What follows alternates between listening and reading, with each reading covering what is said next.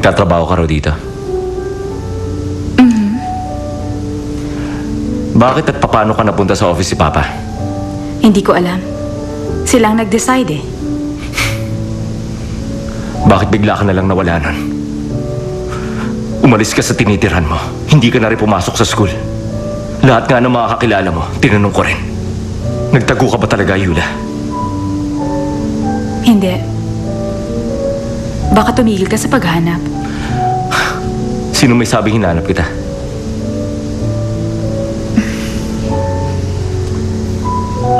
Si Takgu. Kumusta na siya? Nasabi kasi niya sa akin noon na magtatrabaho at magsisikap siyang mabuti. Para maging mahusay na baker. Ginagawa nga niya ang lahat ng magagawa niya. Kaya lang, nahihirapan talaga siya. Mahina kasing kokote niya. Kaya pinili niya mantaya na lang. Nilagay niya ng baking soda ang masa ng mga kasama niya. Para pare-pareho kaming bumagsak. Nagawa niya yun? Nalulungkot ako dahil alam kong hindi siya magiging baker kailanman.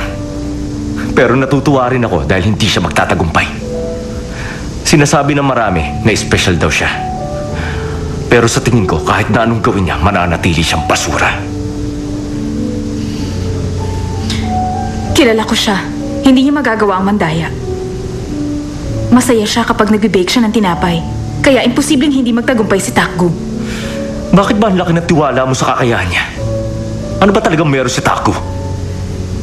Basta, Basta, magtatagumpay siya.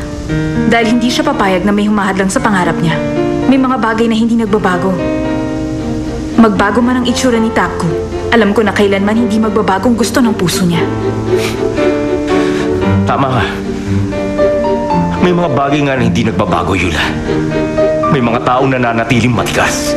Na kahit mahirapan siya, ang pride niya ang iisipin niya. Gaya na isang taong kilala ko. Maraming salamat sa'yo, Yula Shin.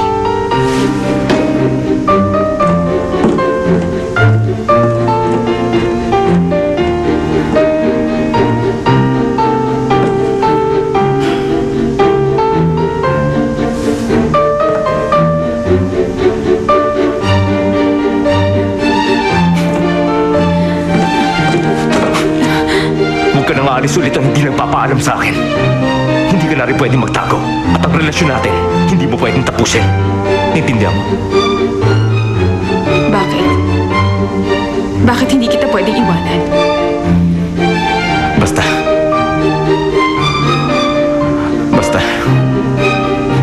Huwag kang mawawala.